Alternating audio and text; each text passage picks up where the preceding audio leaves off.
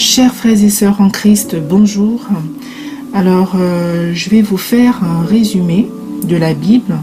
Nous allons commencer aujourd'hui par l'évangile de Matthieu, les 5 premiers chapitres de Matthieu. Alors, il s'agit d'un résumé, il ne s'agit pas d'un décryptage d'une prédication concernant un thème bien précis. Il s'agit d'un résumé de la Bible. Donc, il y a certaines parties qui vont vous être résumées, notamment les parties qui concernent le contexte historique, qui racontent un petit peu l'histoire, et il y a d'autres parties qui ne vont pas être résumées, qui vont vous être livrées telles quelles.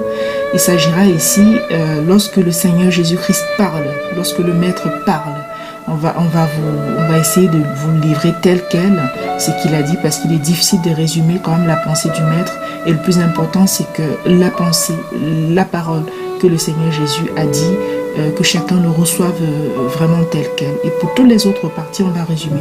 Donc aujourd'hui, on commence par les 5 premiers chapitres de Matthieu. Donc ça se trouve dans le Nouveau Testament.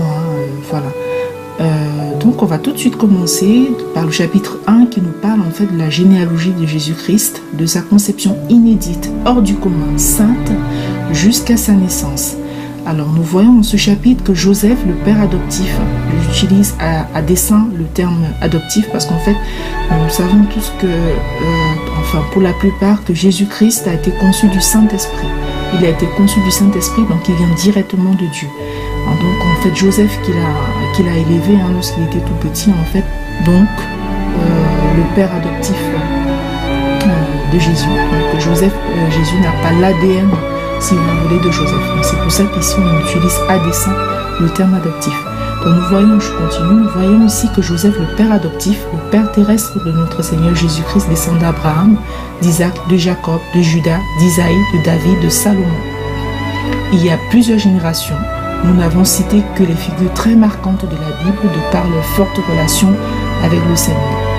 La parole du Seigneur nous dit dans Matthieu 1 au verset 17 qu'il y a donc en tout 14 générations depuis Abraham jusqu'à David, 14 générations depuis David jusqu'à la déportation à Babylone et 14 générations depuis la déportation à Babylone jusqu'au Christ. Nous avons donc toujours dans ce premier chapitre de Matthieu la conception de Jésus par la puissance du Saint-Esprit et l'acceptation de cette grossesse de Marie par son fiancé Joseph, alors qu'il n'avait point connu au sens biblique du terme. Joseph a été rassuré en fait par l'ange du Seigneur sur le caractère chaste de Marie, sa fiancée, bien qu'elle soit enceinte, tel que dit dans Matthieu 1, versets 20 à 21. Voici, un ange du Seigneur lui apparut en songe et dit: Joseph, fils de David, ne crains pas de prendre avec toi Marie ta femme, car l'enfant qu'elle a conçu vient du Saint-Esprit. Elle enfantera un fils et tu lui donneras le nom de Jésus. C'est lui qui sauvera son peuple de ses péchés. Alors je rappelle ici que le support en fait de nos résumés, c'est aussi la version de la Bible 8 secondes. Donc c'est ça qui va nous servir de support pour effectuer les résumés que nous aurons à faire. Alors le chapitre 2 nous dit que Jésus naquit à Bethléem en Judée et les mages venus d'Orient allèrent à Jérusalem et se mirent à la recherche de Jésus car ils avaient vu son étoile en Orient. Il disait, comme nous pouvons le voir au chapitre 2, verset 2, où est le roi des Juifs qui vient de naître, car nous avons vu son étoile en Orient et nous sommes venus pour l'adorer. Alors cela fit paniquer le roi Hérode qui commença à craindre pour son pouvoir, car même les principaux sacrificateurs et les scribes confirmèrent à Hérode que, selon la prophétie, de Bethléem sortira un chef qui pétrait Israël, le peuple de Dieu. Les mages suivaient l'étoile aperçue en Orient jusqu'à ce que cette étoile s'arrête devant la maison où se trouvait le Seigneur. Alors ils y entrèrent, se prosternèrent et adorèrent le Seigneur en offrant des cadeaux précieux tels que l'or, l'encens et de la myrrhe. Hérode envoya les mages en espion auprès du petit enfant afin qu'il lui ramène les informations sur lui, mais les mages, divinement avertis en songe, ne vont pas obéir à Hérode et rentreront chez eux par un autre chemin. Alors, ce chapitre 2 de Matthieu nous parle aussi de la fuite en Égypte. En effet, au verset 13, il est dit: un ange du Seigneur apparut en songe à Joseph et dit: lève-toi, prends le petit enfant et sa mère, fuis en Égypte et reste-y jusqu'à ce que je te parle. car Hérode cherchera le petit enfant pour le faire périr. Et Joseph va obéir, et ils resteront en Égypte jusqu'à la mort du roi Hérode. Et après, sur l'ordre de l'ange à Joseph, ils retourneront en Israël, mais Joseph et sa famille s'installeront cette fois à Nazareth, en Galilée, car ils craignaient de retourner en Judée, étant donné qu'Archélaüs, le fils d'Hérode, y régnait. Au chapitre 3 de Matthieu, dans ce chapitre, Matthieu nous parle de Jean-Baptiste et du baptême de Jésus-Christ. Jean-Baptiste prêchait dans le désert de Judée et disait, tel qu'on peut le voir au verset 2, « Repentez-vous, car le royaume des cieux est proche. » Il portait un vêtement de poil de chameau, une ceinture de cuir autour des reins et se nourrissait de miel sauvage et de sauterelles. Jean-Baptiste était très célèbre, très connu dans toute la Judée et dans les territoires autour du fleuve Jourdain. Alors les habitants de ces contrées venaient le voir pour confesser leurs péchés et se faire baptiser par lui. Jean-Baptiste reprenait les pharisiens et les sadducéens qui s'adressaient à lui, les traitant de race de vipères, les mettant face à leurs péchés et à leur orgueil, afin qu'eux aussi se répandent. Il annonce également notre Sauveur Jésus-Christ tel que vu au verset 11 à 12. « Moi, je vous baptise d'eau pour vous amener à la repentance, mais celui qui vient après moi est plus puissant que moi, et je ne suis pas digne de porter ses souliers. Lui, il vous baptisera du Saint-Esprit et de feu. Il a son van à la main, il nettoiera son aire, et il amassera son blé dans le grenier, mais il brûlera la paille dans un feu qui ne s'éteint point. » Alors ensuite, Jésus va se faire baptiser par Jean. Jean, au départ, est réticent, car en toute humilité, il reconnaît Jésus comme son Seigneur, et lui dit au verset 14, « C'est moi qui ai besoin d'être baptisé par toi, et tu viens à moi. » Mais Jésus, en bon père, assure Jean, en validant son ministère de baptiste et en lui disant au verset 15, « Laisse faire maintenant, car il est convenable que nous accomplissions ainsi tout ce qui est juste. » Alors Jean le Baptiste va, donc, dès qu'on va le voir dans les versets 16 à 17, dès que Jésus eut été baptisé, il sortit de l'eau et voici les cieux s'ouvrirent. Il vit l'Esprit de Dieu descendre comme une colombe et venir sur lui. Et voici une voix fit entendre des cieux ces paroles. « Celui-ci est mon Fils bien-aimé, en qui j'ai mis toute mon affection. » Donc Jean-Baptiste va baptiser le Seigneur. Et ensuite, on aura donc cette confirmation qui vient des cieux de la part de notre Dieu qui dit celui-ci, qui dit de Jésus, « Celui-ci est mon Fils bien-aimé, en qui j'ai mis toute mon affection. » Ensuite, le chapitre 4 nous parle de la tentation de Jésus et du commencement du ministère de Jésus-Christ. Jésus ayant jeûné 40 jours et nuits et se trouvant dans le désert, conduit en ces lieux difficiles par l'esprit afin qu'il fût tenté par le diable. Il eut faim et alors le tentateur propose à Jésus de transformer les pierres en pain afin d'en manger. Jésus avait ce pouvoir, mais il va rejeter cette tentation en disant au verset 4, « Il est écrit, l'homme ne vivra pas de pain seulement, mais de toute parole qui sort de la bouche de Dieu. » Alors le diable le transporte dans la ville sainte et en haut du temple, il lui dit au verset 9 à 11, « Si tu es fils de Dieu, jette-toi en bas, car il est écrit, il donnera des ordres à ses anges à ton sujet, et ils te porteront sur les mains, de peur que ton pied ne heurte contre une pierre. » Jésus lui dit, « Il est aussi écrit, tu ne tenteras point le Seigneur ton Dieu. » Le diable transporta encore sur une montagne très élevée, lui montra tous les royaumes du monde et leur gloire, et lui dit, « Je te donnerai toutes ces choses, si tu te prosternes et m'adores. » Jésus lui dit, « Retire-toi Satan, car il est écrit, tu adoreras le Seigneur ton Dieu, et tu le serviras lui seul. » Alors le diable le laissa, et les anges vinrent auprès de Jésus et le servaient. Alors, après que Jean-Baptiste eut été livré, Jésus quitta Nazareth pour Capernaum, près de la mer, et commença à prêcher en disant, « Repentez-vous, car le royaume des cieux est proche. » Et on voit bien entendu, bien aimé, là je m'arrête juste à ce niveau. Jésus reprend ici, en fait, la même terminologie que Jean-Baptiste avait utilisée, si vous vous souvenez. Jean-Baptiste disait exactement ça, « Repentez-vous, car le royaume des cieux est proche. » Marchant le long de la mer, donc en fait, je m'arrête là encore, ça confirme bien que Jean-Baptiste est celui qui a été envoyé devant le Seigneur pour préparer son chemin. Voilà. Marchant le long de la mer, il aperçut deux frères Simon, appelés Pierre et André, qui pêchaient, et Jésus les invita à le suivre pour en faire des pêcheurs d'hommes.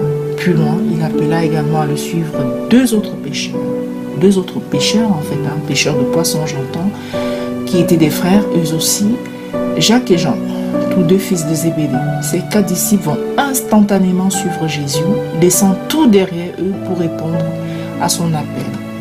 Nous allons aborder dans le dernier chapitre, qui est un chapitre très intense, parce qu'en fait, ici, Jésus va beaucoup s'exprimer, et comme nous l'avions dit d'emblée, nous allons livrer ce que Jésus a exprimé tel quel, sans résumer. Nous ne sentons pas, voilà, c'est le maître qui parle, donc on livre sa pensée telle quelle. Alors, le chapitre 5 parle du sermon sur la montagne, du rôle des disciples et l'accomplissement de la loi et des prophètes. Jésus-Christ, voyant la foule, monta sur la montagne pour enseigner ainsi. Des versets 3 à 48, donc on va tout vous livrer comme on vous a dit. Heureux les pauvres en esprit, car le royaume des cieux est à eux. Heureux les affligés, car ils seront consolés. Heureux les débonnaires, car ils hériteront la terre. Heureux ceux qui ont faim et soif de la justice, car ils seront rassasiés. Heureux les miséricordieux, car ils obtiendront miséricorde. Heureux ceux qui ont le cœur pur, car ils verront Dieu. Heureux ceux qui procurent la paix, car ils seront appelés fils de Dieu.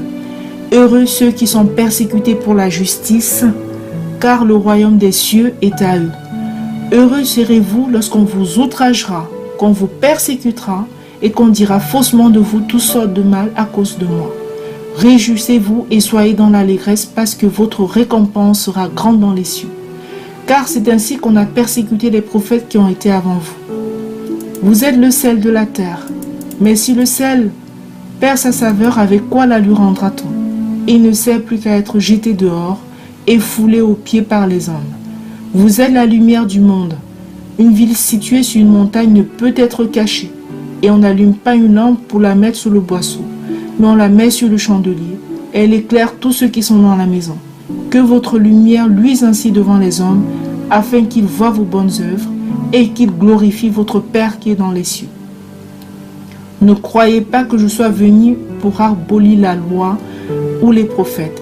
Je suis venu non pour abolir, mais pour accomplir.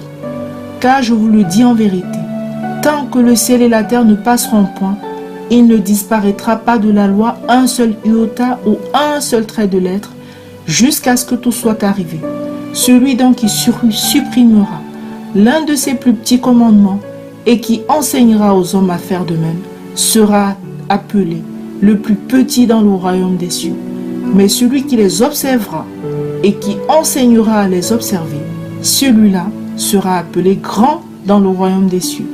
Car je vous le dis, si votre justice ne suit pas celle des scribes et des pharisiens, vous n'entrerez point dans le royaume des cieux. Vous avez entendu qu'il a été dit aux anciens, « Tu ne tueras point. Celui qui tuera mérite d'être puni par les juges. Mais moi je vous dis que quiconque se met en colère contre son frère mérite d'être puni par les juges. Que celui qui dira à son frère, « Raka » mérite d'être puni par le Sanhédrin. Et que celui qui lui dira, « Insensé » mérite d'être puni par le feu de la géhenne. Si donc, tu présentes ton offrande à l'autel, et que là tu te souviennes que ton frère a quelque chose contre toi, laisse là ton offrande devant l'autel, et va d'abord te réconcilier avec ton frère, puis viens présenter ton offrande. Accorde-toi promptement avec ton adversaire pendant que tu es en chemin avec lui, de peur qu'il ne te livre au juge, que le juge ne te livre à l'officier de justice, et que tu ne sois mis en prison. Je te le dis en vérité, tu ne sortiras pas de là que tu n'aies payé le dernier cadran. Vous avez appris qu'il a été dit, tu ne commettras point d'adultère. Mais moi je vous dis que quiconque regarde une femme pour la convoiter a déjà commis un adultère avec elle dans son cœur. Si ton œil droit est pour toi une occasion de chute, arrache-le et jette-le loin de toi, car il est avantageux pour toi qu'un seul de tes membres périsse et que ton corps entier ne soit pas jeté dans la géhenne. Et si ta main droite est pour toi une occasion de chute, coupe-la et jette-la loin de toi, car il est avantageux pour toi qu'un seul de tes membres périsse et que ton corps entier n'aille pas dans la géhenne. Il a été dit que celui qui répudie sa femme lui donne une lettre de divorce. Mais moi je vous dis que celui qui répudie sa femme, sauf pour cause d'infidélité, l'expose à devenir adultère, et que celui qui épouse une femme répudiée commet un adultère. Vous avez encore appris qu'il a été dit aux anciens, tu ne te parjureras point, mais tu t'acquitteras envers le Seigneur de ce que tu as déclaré par serment. Mais moi je vous dis de ne jurer aucunement, ni par le ciel parce que c'est le trône de Dieu, ni par la terre parce que c'est son marchepied, ni par Jérusalem parce que c'est la ville du grand roi.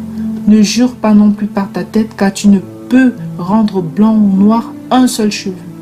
Que votre parole soit oui, oui, non, non. Ce qu'on y ajoute vient du malin. Vous avez appris qu'il a été dit œil pour œil et dent pour dent. Mais moi je vous dis de ne pas résister aux méchants. Si quelqu'un te frappe sur la joue droite, présente lui aussi l'autre. Si quelqu'un veut plaider contre toi et prendre ta tunique, laisse-lui encore ton manteau. Si quelqu'un te force à faire 1000, fais-en 2 avec lui. Donne à celui qui te demande et ne te détourne pas de celui qui veut emprunter de toi. Vous avez appris qu'il a été dit, tu aimeras ton prochain et tu haïras ton ennemi. Mais moi je vous dis, aimez vos ennemis, bénissez ceux qui vous maudissent, faites du bien à ceux qui vous haïssent et priez pour ceux qui vous maltraitent et vous persécutent et qui vous persécutent, afin que vous soyez fils de votre Père qui est dans les cieux, car il fait lever son soleil sur les méchants et sur les bons, et il fait pleuvoir sur les justes et les injustes. Si vous aimez ceux qui vous aiment, quelle récompense méritez-vous? Les publicains aussi n'agissent-ils pas de même? Et si vous saluez seulement vos frères, que faites-vous d'extraordinaire? Les païens aussi n'agissent pas de même? Soyez donc parfaits, comme votre Père Céleste est parfait. Amen. Donc voilà, donc ça c'était la fin du chapitre 5 de Matthieu. On venait donc de vous résumer les 5 premiers chapitres de Matthieu. Comme on vous l'a dit, il y a des parties qu'on peut résumer dans le contexte, qui parle du contexte de l'histoire, et des parties qu'on a choisi à dessein de ne pas vous résumer. Ce sont les parties où le Seigneur Jésus-Christ, qui est le Maître, qui est le Roi des rois, qui est Dieu, s'adresse à son peuple. Et cette partie, on vous la livre telle qu'elle. Alors, pourquoi le projet de résumé? Tout simplement parce qu'il y a déjà beaucoup de versions de la Bible audio qui sont très bien faites. Très bien faites par d'autres frères et sœurs. Alors, ces versions-là sont très bien exploitables. Donc, c'est pour ça qu'on a voulu se pencher sur un autre projet qui est celui de résumé en audio, de façon à ce que ça puisse contribuer toujours véritablement à l'avancement du règne de notre Seigneur. Il y a des projets formidables qui se font un peu partout, et donc que les approches que les frères et sœurs font effectivement soient complémentaires. Donc, je fais un clin d'œil aussi à la radio Menorah et Yeshua, faite par notre sœur Rachel, qui est un autre vecteur vraiment pour distiller, pour diffuser la parole de Dieu. Peuple de Dieu, soyez bénis dans le nom précieux de notre Seigneur Jésus-Christ, et à bientôt. Au revoir, c'était la sœur Nadia. Au revoir.